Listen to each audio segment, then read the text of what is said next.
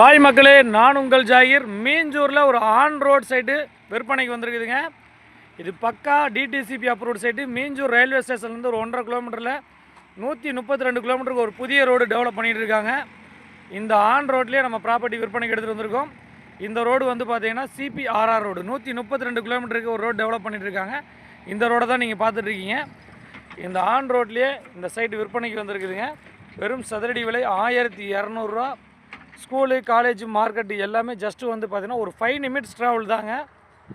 உடனே வீடு கட்டியும் குடியேறலாம், ஒரு நல்ல இன்வெஸ்ட்மெண்ட்டுக்கும் பண்ணலாம்.